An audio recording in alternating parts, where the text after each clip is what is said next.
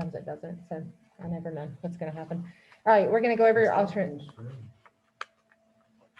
Because mine is not full screen. That's as good as it's going to get because you're seeing my screen. You see what I'm saying? It didn't open up through the app. It just, whatever it did. All right. So again, we're just going to go over these alternate examples, and then you have a review to complete and a review Dropbox to turn that review in. And then we will probably go over the review tomorrow and then test on Monday. And I know a test on Monday isn't ideal, but it is what it is. Okay. What? Hoping what? Oh, no, y'all are happy to give the other class their test on Monday. So here we go. How do we figure out the shape of the sampling distribution? What do you do? Why? What is that?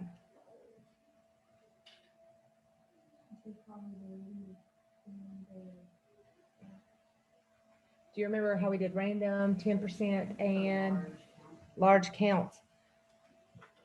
Remember, large counts is how we assume normality, and if we can't see it through large counts, then we have to graph it. So large counts is what we're going to do.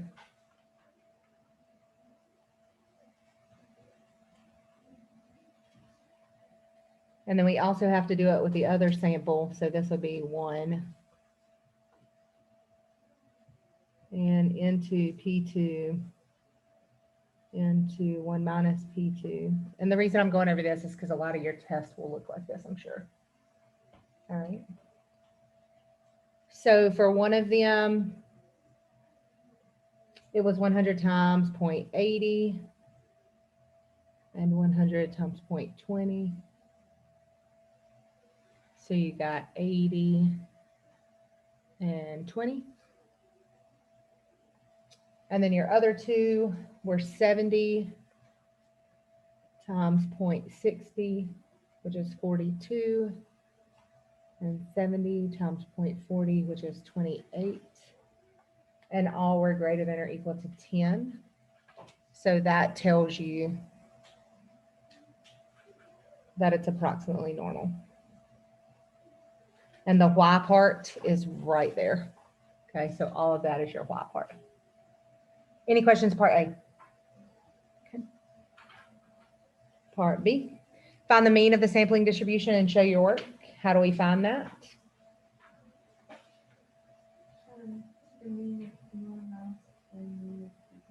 And that would be P hat N because we're doing this one.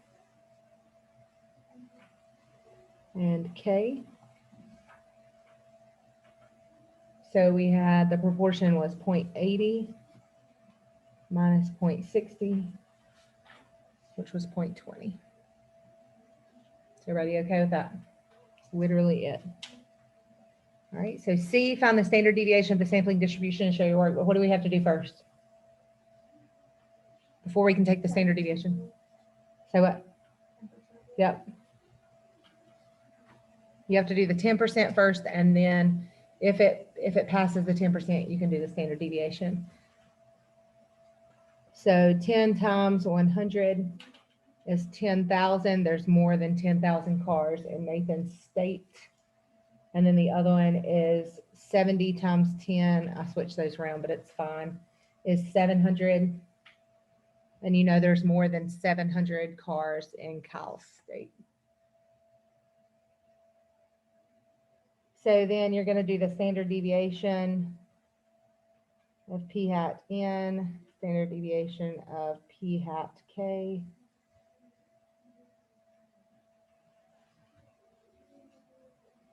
That's a big fat square root. 0.8 times 0.2 over 100 plus 0.6 times 0.4 over 70. And you should have gotten 0.0709. Any questions on part C? Yell at me next time if I go too fast, okay? Oh, I'm doing Get.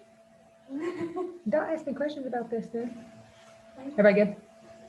I'm just giving you a hard time. Y'all good? Yeah. All right, next page. Many news organizations conduct polls asking adults in the U.S. if they approve the job the president is doing. How did President Obama's approval rating change from October 2012 to 2013? According to a Gallup poll of 1,500 randomly selected U.S. adults on October 2nd through 4th, 2012, 52% approved Obama's job performance. A Gallup poll of 1,500 randomly selected U.S. adults on October 5th through 7th, 2013, showed that 46% approved of Obama's job performance. Calculate the standard error of the sampling distribution of the difference in the sample proportions 2013. Make sure that you did it this way, minus 2012, and interpret this value. So what's the standard error formula?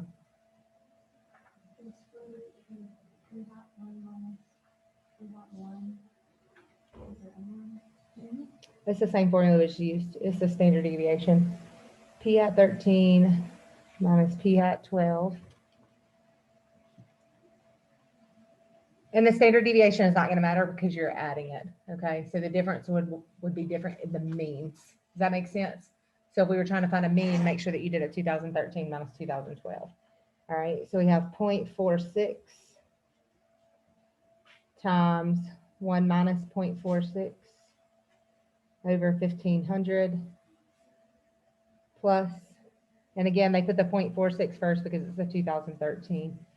0.52, 1 minus 0.52, also 1,500, which would have given you 0.0182.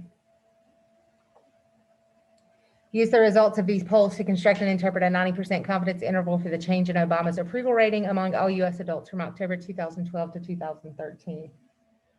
So what do we do? Oh, wait. I didn't interpret. Sorry. Don't forget this on your test. How do I interpret this?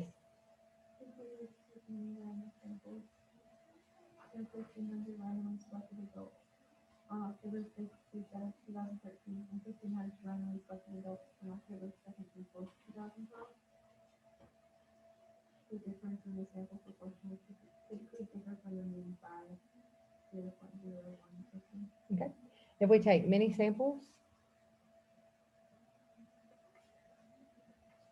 of U.S. adults and of 1,500 U.S. adults in October 2012 and October 2013, the difference in sample proportions, and that's in context of the problem, who approved President Obama, typically differs from the mean.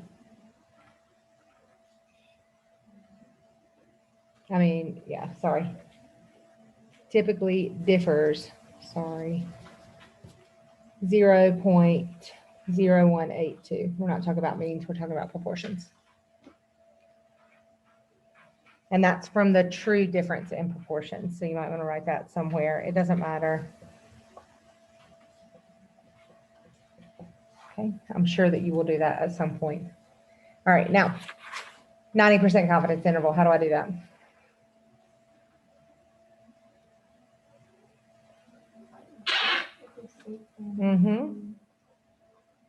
If you guys did this, we should all be answering, not just one person, okay? So what's our state? What goes in the state? Say it again. I didn't hear you, I'm sorry. You have to label what you want and you They label it P13 and P12. It doesn't matter. You can label it whatever you want to as long as you define it, okay? So make sure that you define it.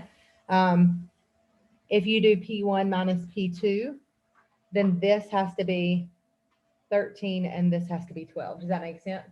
So when you state it over here, P1 is the true proportion, blah, blah, blah, from 2013, and P2 would be the true proportion of 2012. And then we want a 90% confidence interval. Right? What's our plan? Conditions. To sample what? Yeah, why? Mm-hmm.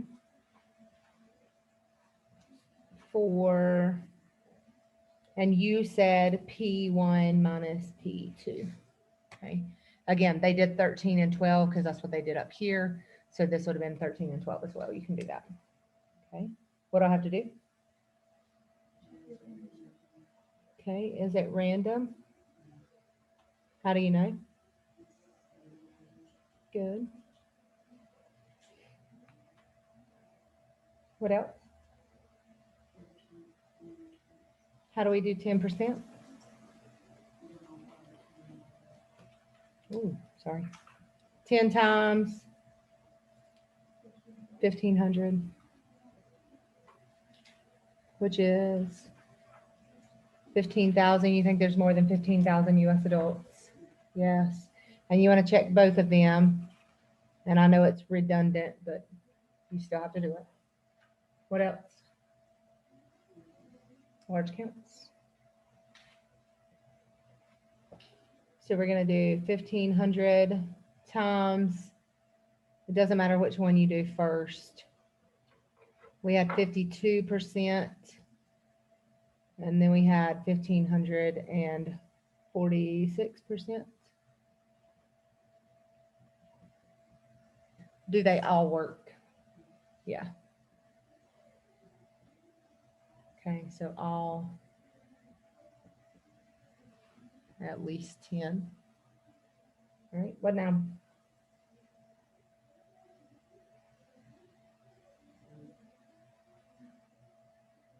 What'd you do? Do you remember your formula?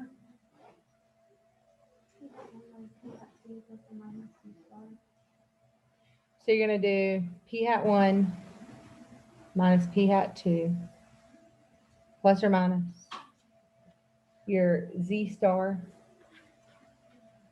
square root P hat 1 minus P hat 1 over N1 plus P hat 2 1 minus P hat 2 over N2. I would suggest that you know that formula.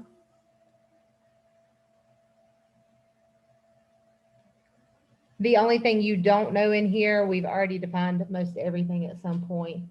P hat 1 is 0.46.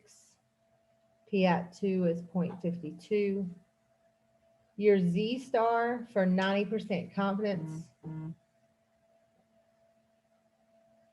is 1.645.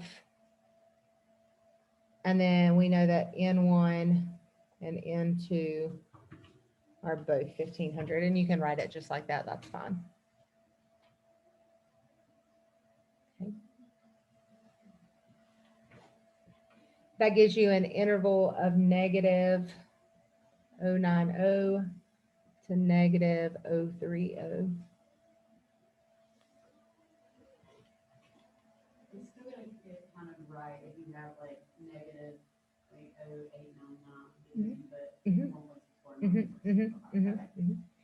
I would suggest though, where'd you get your 1.64 from? Huh? Like, how'd you do it? How do you find that number?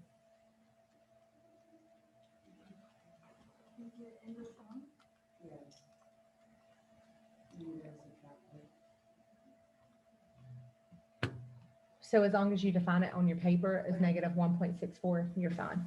Where did this number come from? Where did 1.645 come from?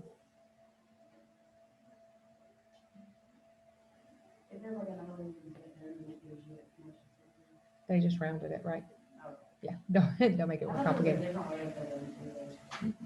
No, you can find it in your table, but it's more complicated. So yeah, it's inverse norm anytime you're dealing with that Z.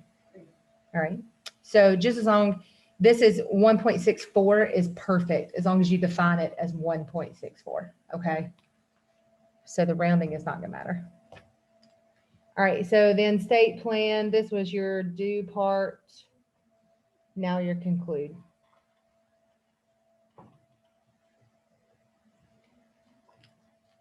I cannot write today. What's your conclude? We are 90% confident.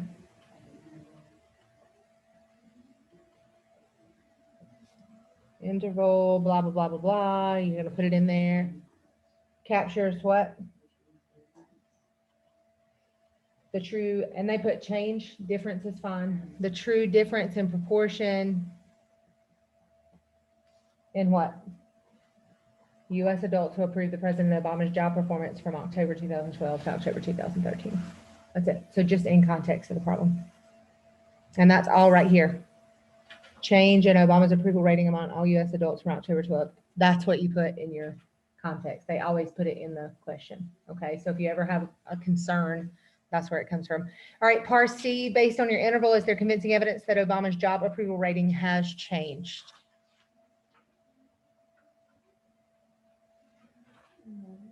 Why? What does zero mean? Uh-huh. So based on your interval, is there convincing evidence that Obama's job approval rating has changed? Zero is not in the interval, so it's not a no. We do have convincing evidence that it's changed.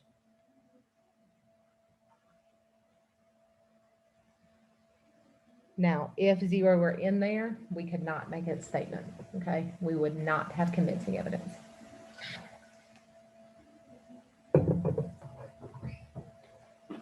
Well, welcome back. I didn't even get to register. Why? We're about to take someone else, and apparently anyone who doesn't have a bus has to be registered only because of the tornado. We have to go home? That's what they were saying out there, that's why they sent us all back. Well, good. I'm glad I planned this today, so I don't really have to finish. There you go. All right, 6:20. Oh my God. I was at the. What are your hypotheses for this? What did you guys get? Not yet. Are teenagers going deaf? Shh, quit worrying about it. Quit worrying about it. In a study of 3,000 randomly selected teenagers in 88 to 94, 15% showed some hearing loss. In a similar study of 1,800 teenagers in 2005, 19.5 showed some hearing loss. Do these data give convincing evidence that the proportion of all teens with hearing loss has increased? These data were reported in the Arizona Daily Star. State the hypotheses we are interested in testing and define any parameters. So this is really quick. What are your hypotheses? What is your null?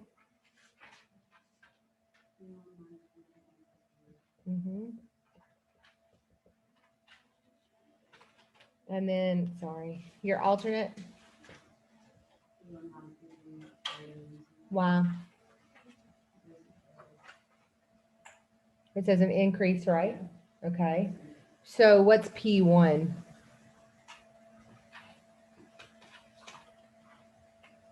Obviously, it's a proportion. 2005 to 2006. You sure? Backwards. Mhm. Yeah, you want to know why? And you'll get counted off for that. And I'm not trying to be ugly when I say that. Be ready for that. What do we want? Do these give convincing evidence that the portion of all teens with hearing loss has increased? So it's increasing from where to where? So if you use P1, Oh, so you have to go through the year. like your 2000, was it 2005? You want 2005 to be greater than, where's that at? 88 to whatever. So if you defined it like that, then it's going to be P1 minus P2. Because if you do it algebraically, you're subtracting P2 over. Does that make sense? Does everybody see that? So if you're having a problem writing your alternative on these, think about it like that. And who cares what you define P1 and P2 as? Okay, so you said 2005 greater than that. That's fine. You could have also done it the other way. If you did P1 as 1988 and P2 as 2005, it would be the other way. You see what I'm saying? So it's just how, when I told you when we were starting, how you define your parameters is how it's going to be. All right, so just be aware of that.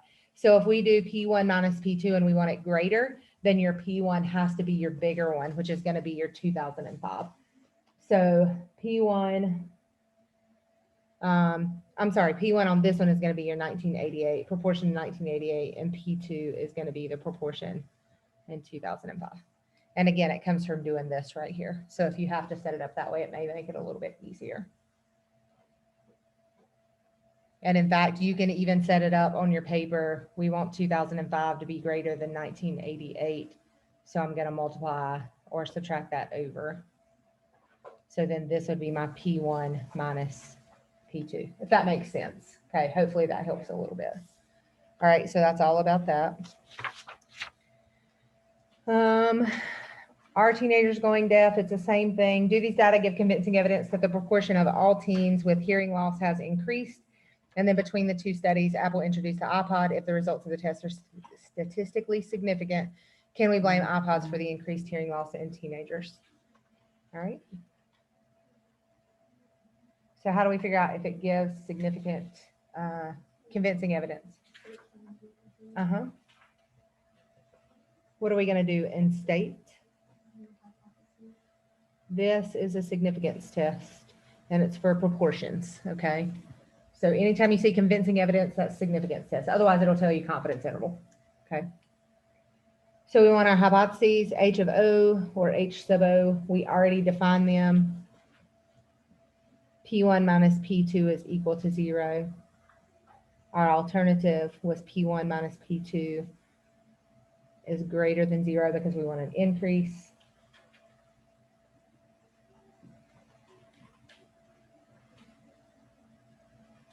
And then in our P1,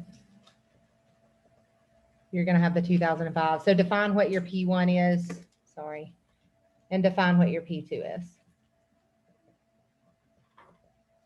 Okay. What else do you need in here? Alpha level is, yeah, because they didn't tell you anything different. Remember, if they ask you to do a confidence interval and a significance test in the same thing, that will define your alpha level. So if we were doing a 90% confidence interval, and then it asked you to tell if the results gave convincing evidence, what would your alpha level be? Why? 90%, whatever's left over. If it's 95%, it's 0.05. If it's 99%, 0.01. So watch that. All right, so state plan. We're doing a what? To sample Z test for proportions, and it's going to be the difference of proportions, okay? Random. Stated. 10%. What would I have to check?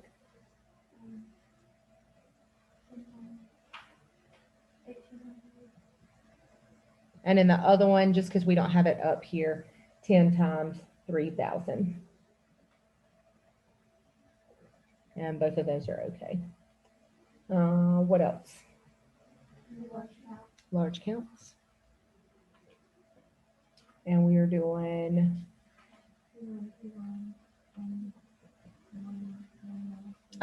so on and so forth. Those numbers, just to throw those out there, 450, 2550, 351, and 1449.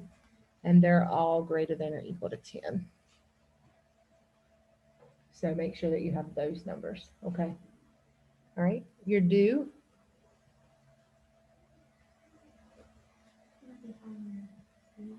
Your combined, right? So P hat combined is going to be your two proportions right here, 450 and 351. And your two sample sizes, which was 1,800 and 3,000, which gives you a P hat combined of 0.167. The reason you do that is you need it for your formula. Z equals, now realize we can do this on our calculator. I'm just showing you the formula. You're going to have 0.15 minus 0.195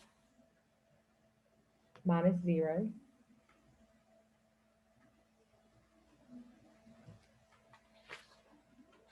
Everybody know where those come from? The 15% and the 19.5%. Is everybody good? And then the 0 is the mean difference of equal and 0. That's from your null. Over the square root of 0.167 times 1 minus 0.167. And that sample size for that one was 3,000. And then the same thing, your combined 0.167, 1 minus 0.167, and the other sample size. It does not matter which way you put these, okay? Your 1,800 could be on the other one. It's not gonna matter because you're adding them up. This gives you a Z of negative 4.05. And then how do we find our p-value? Please pardon this interruption. I need everyone's attention, please. Sorry if I'm interrupting your Zoom calls right now. Due to the latest forecast and weather, we could have some winds coming in between 4 and 5 today. So the county has made the decision to go ahead and start running some buses starting at 3 o'clock. So teachers, I have sent you an email and it has the first group of bus numbers on there, but we will be at 3 o'clock dismissing students who ride the non-shuttle route buses. Those include 21, 23, 101, 223, 282, and 350.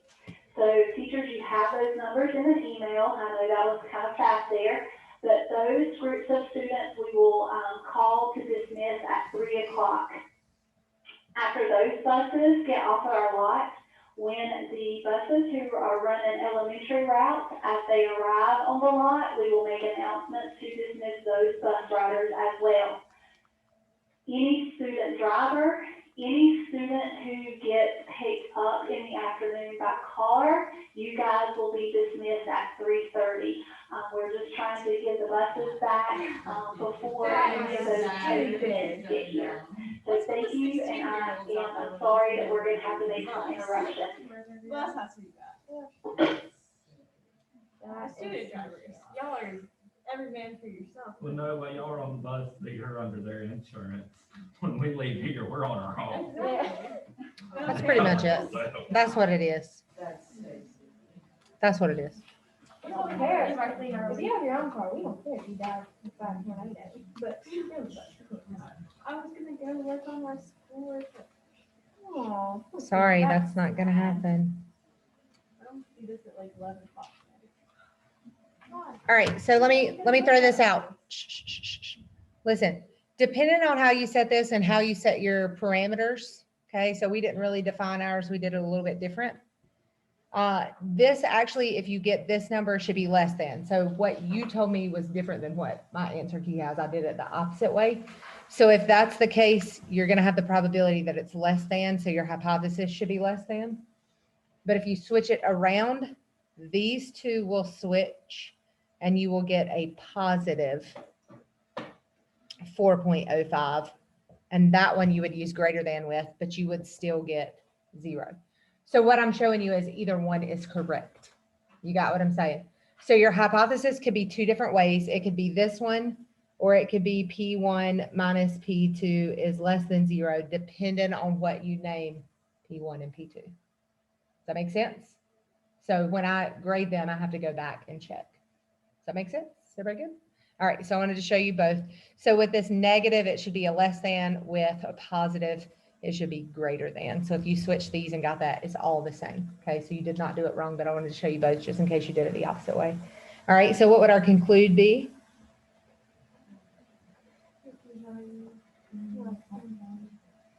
P-value compared to alpha, P-value is less than, so we reject H sub O, which means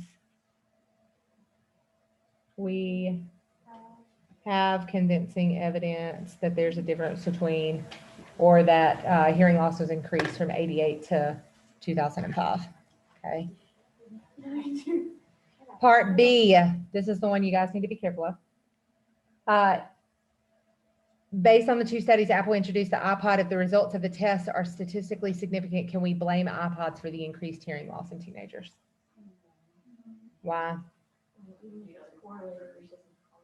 Yeah, there could be other factors. And the exact answer that they give is because we didn't do an experiment where we randomly assigned some teams to listen to iPods and other teams to avoid listening to iPods. We can't conclude that iPods are the cause. It is possible that teams who listen to iPods also like to listen to music in their cars, and perhaps car stereos are causing the hearing loss. So you are correct when you say other factors. Got it? All right. See, y'all thought y'all was getting out early. Like, you really pranked us. She said, that's her fault. She should have came back. Yeah, she came in and she was like, yeah, they said something 'Cause that's about what they releasing everybody who said. doesn't ride a bus. No, that's all they said. All right. In an effort to reduce healthcare costs, General Motors sponsored a study to help employees stop smoking. In the study, half the subjects were randomly assigned to receive up to $750 for quitting smoking for a year, while the other half were simply encouraged to use traditional methods to stop smoking. None of the 878 volunteers knew that there was a financial incentive when they signed up. So that's a big thing, okay? At the end of the year, 15% of those in the financial rewards group had quit smoking, while only 5% in the traditional group had quit smoking. Do the results of this study give convincing evidence? So there's that convincing evidence again, that a financial incentive helps people quit smoking. These data are reported in Arizona Daily Star, February 11th, 2009. All right, so what do we do? What's your state? Hypotheses, what's your H sub O? Okay, another thing that will help you is if you write it instead of 1 and 2, as like I did with like Nathan and Kyle, so N and K. So I'm gonna do this one as P financial, so they get financial gain, minus P of T, which is traditional. And we don't want to see any difference, so it would be equal to 0. Again, this may help you a little bit better. All right, so what are we trying to prove? What does it say? Yeah, financial incentive helps people. So we're going to have, if it's financial, it should be greater than 0. If your financial is your bigger. Does that make sense? Again, if you have to write it like this, then do that, and then you're going to subtract your P of T over. And then you can see that it's 0. Does that make sense? So you guys can do that. And then define your P of F as financial, P of T as traditional. And I know that I write it like this, but you know when you do it on your test, you have to literally write the true proportion or the true mean or whatever it is, okay? Make sure that you do that. All right, and then what else do we need? Alpha is 0.05 because they didn't define it. What's your plan? To sample Z test proportions and the difference, and you can even write the difference of PF minus PT. Okay. All right, what else? Our conditions are random. Is it random? Is it 10%? What do we have to do? No, because we're taking, why? Say it again.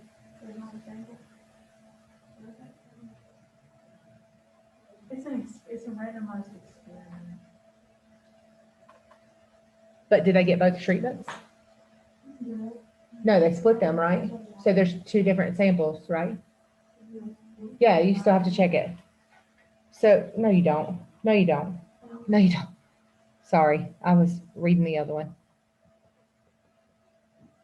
So with your 10%, tell me again, I'm sorry. What'd you say? No sample, no check. Sorry. I was back on the other one. All right, and your last thing? And for large counts, what am I multiplying together? And don't tell me N1, P1. Tell me what are my numbers. Times what? 0.15 and 0.85. And that gives you 66 and 373. What else do you have to do?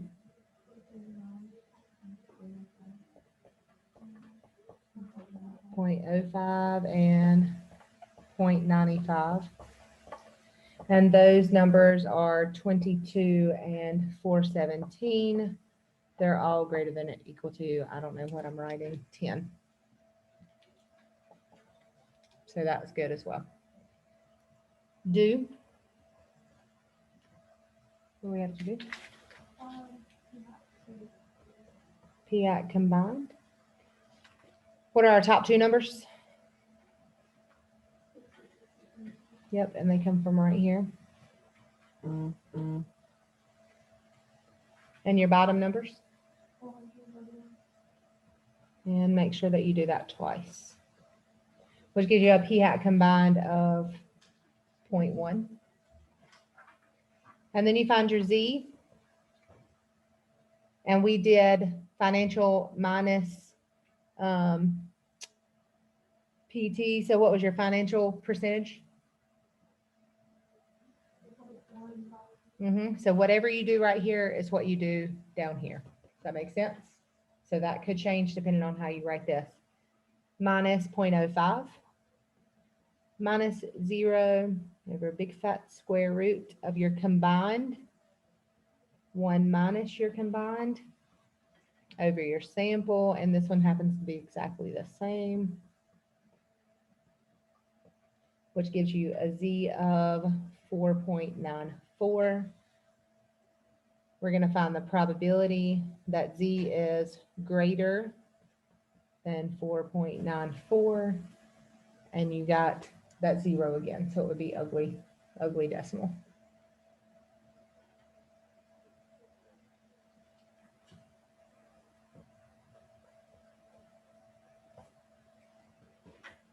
Conclude, we're comparing our p-value to our alpha. Our p-value is 0, our alpha is 0.05. It's less than, so we reject H sub O. We have convincing evidence.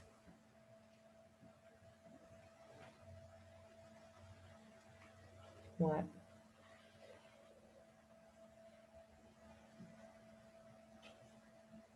What do we have convincing evidence of?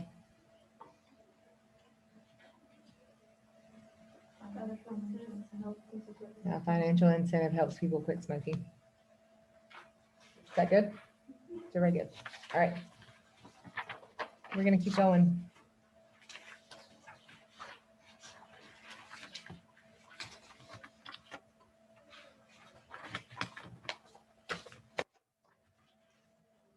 All right, 10-2. Potato chip manufacturer, blah, blah, blah. How do we find the shape?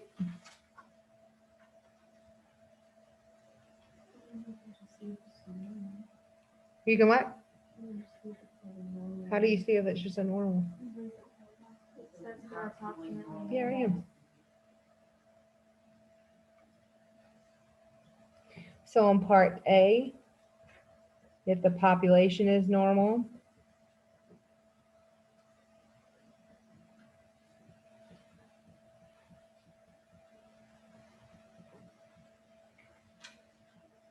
then this difference is approximately normal. Otherwise, what would you do? Or large sample. Yeah. And again, if those two get confused, but you know what you're doing, just write normal. So random 10% normal. It don't have to be, you know what I'm saying? Sometimes I get them confused just talking. So I'd hate to write them wrong.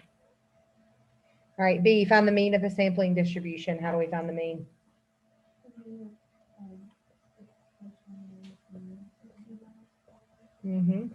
So we get 180 minus 175, which equals 5 grams.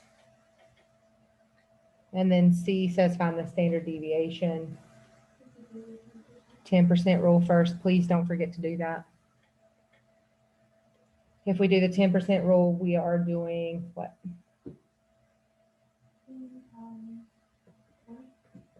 Which is 200, and I'm sure there's way more potatoes than that. Okay. All right. You're going to do the big fat square root of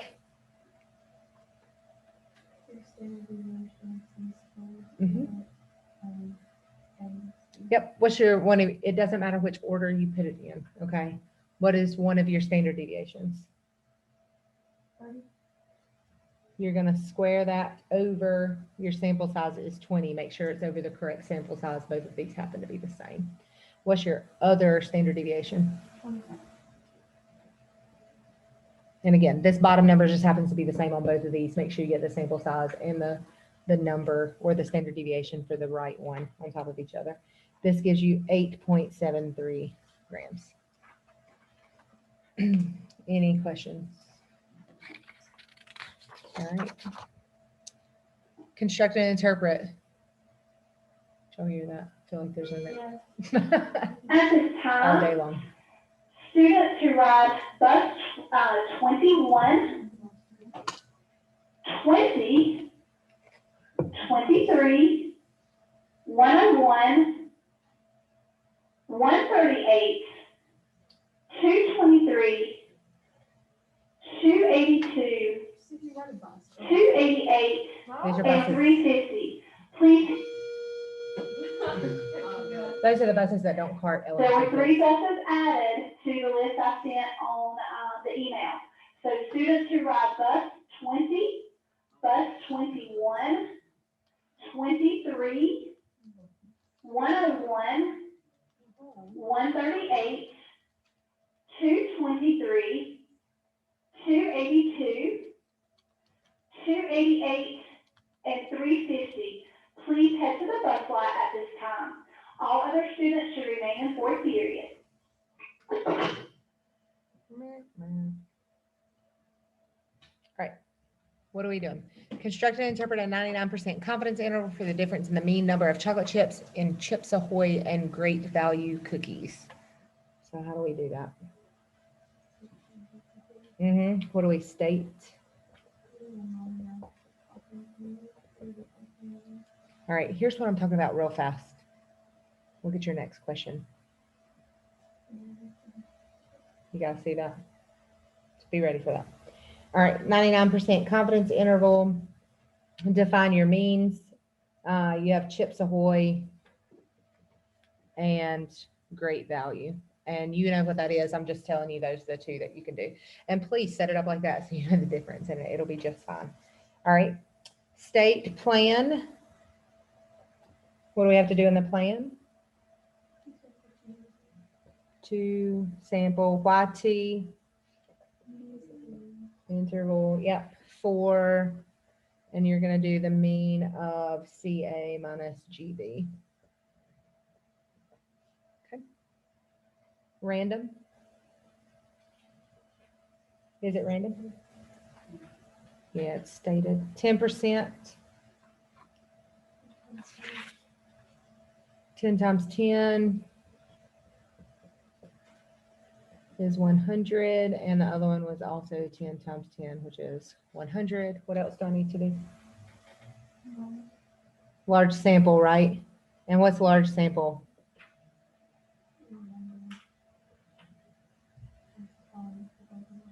N1 is 10 and N2 is 10, and those are not greater than 30. So graph both. I put those in my calculator so you guys can see it.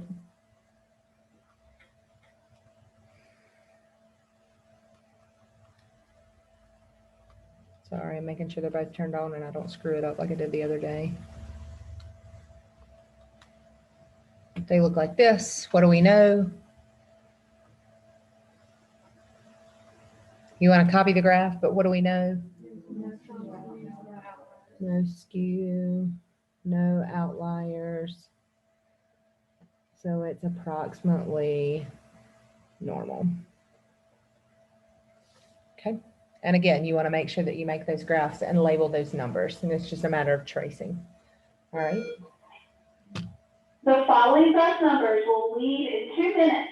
Bus 20, I need this down the line. 21, Should lie. 23, The bus is rolling out right now. 101, 138, 223, 282, 288, Sorry, guys. and 350. So if you ride one of those buses, please head to the bus lot immediately.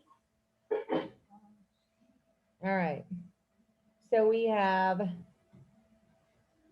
X bar of CA minus X bar of GV. And then we're gonna do plus or minus, not Z star, T star. And then the square root of what goes up here? The sample, right? Sample standard deviation squared of CA over the N of CA. And then great value over great value. So the numbers that are going to be in there are 18.4 minus 19.4. You know how to find your T star, right? Does everybody remember how to do that? Huh? How do you find it? Yeah, inverse Z is inverse norm, everything else inverse T. Okay, so inverse T gives you 3.250. Big fat square root 1.78 squared over 10 plus 3.6 squared over 10. And that gives your interval to be negative 5.13 and 3.13. Make sure that somewhere you list your degrees of freedom. What are they?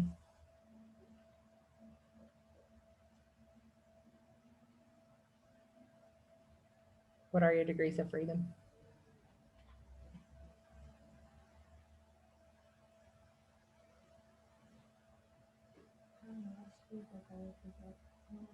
Why'd you screw these up? I don't know. I just put it on the calculator. Yeah. Okay. Well, wait. Did you get your T star? I don't know. I just put all the number in the calculator and then. That's fine. That's fine. That's fine. If you did that, that is perfectly fine, but you still have to list what? Well, I didn't write T-star. Okay, well, you have to make sure you write everything. Remember when it gives you that output, I said just write everything down? Yours may look a little different than mine because I'm doing mine by hand. All right, so you did your inverse T, degrees of freedom. I would put, Bus 97 and 386. If you ride bus 97 and 386. we have 99% confidence, which leaves 1% that we divide by 2. And then you have to put in your degrees of freedom. Both of our samples were degrees of freedom of 9. Remember, if we're doing it by hand, you pick the littlest one. It doesn't matter, but these were both the same. So my degrees of freedom are 9. But if you did it all in your calculator and got your interval, your degrees of freedom are 13.145. Got that? Just write everything down. Should we get a different interval? Mm-mm. Yes, yes, yes. If you did it in the calculator, your degrees of freedom are going to be 13.145 and your interval is negative 4.81 and 2.81. Which one is more accurate? The calculator is more accurate. So it's okay. Do the calculator all day long. Write down everything. Does that make sense? I gave you a T-star. What? When you do it all the time, why was there any T-star there? I thought there should be one like. I don't, Because like when you put it in, it's just. all right. What's your conclude? We are 99% confident that the interval, blah, blah, blah, blah, blah. All right. Part B. Part B. Yeah, I just said no because yours. If you ride bus 141, go to the bus lot, bus 141. Does it provide convincing evidence that there is a difference? Why? Because zeros. Notice 0 is included in both intervals, so it doesn't matter which one you got. Both of those were the same. No, 0 is not. 0 is included. So we can't tell if there's a difference. Is everybody good? All right.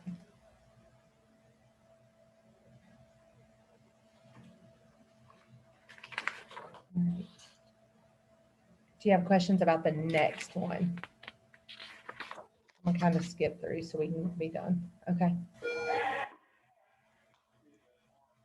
Last call for bus 141, 97, and 386.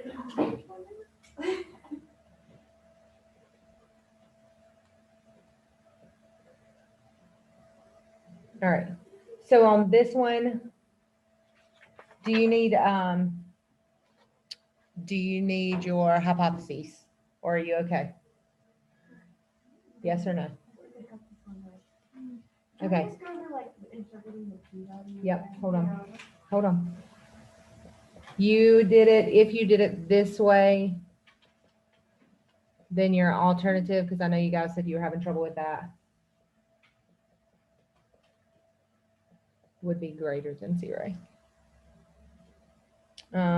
P-value 0, and then we would reject H sub O. So just make sure that you have on there your degrees of freedom, P-value, whatever. So how do we interpret the P-value?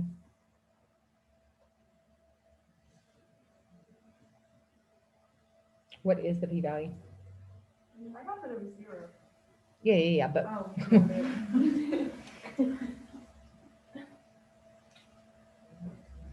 you guys remember when we do like, and this is here, I'll write it up here. On the other one where I did this. What is this? Getting a Z value greater than, that's what it is. That's how you interpret your P-value. So y'all make it too hard. So this is the exact wording, assuming that the mean decrease in circumference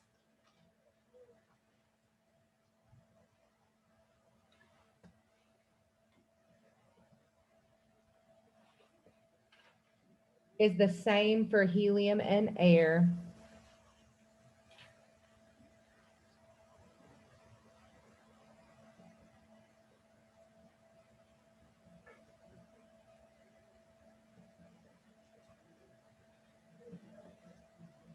There is a probability, in this case of 0, of getting a difference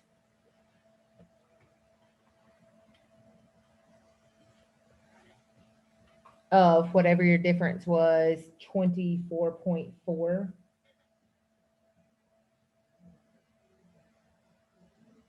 Or more by chance alone.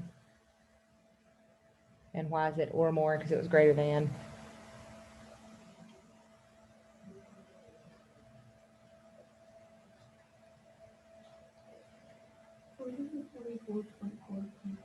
Where did it come from?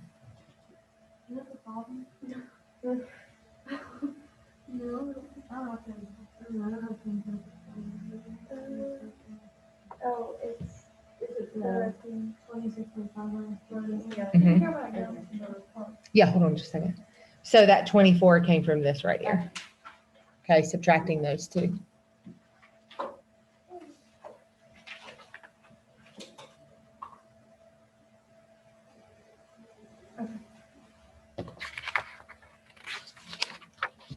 All right. Suppose you're designing an experiment to determine if students perform better on tests when there are no distractions, such as a teacher talking on the phone. You have access to 2 classrooms and 30 volunteers who are willing to participate in your experiment. Design an experiment so that a 2 sample t-test would be the appropriate inference procedure. Design an experiment so that a paired t-test would be the appropriate inference procedure, and which experimental design is better. So what would you do? And this one's just going to be talking about it. I don't have to write it down.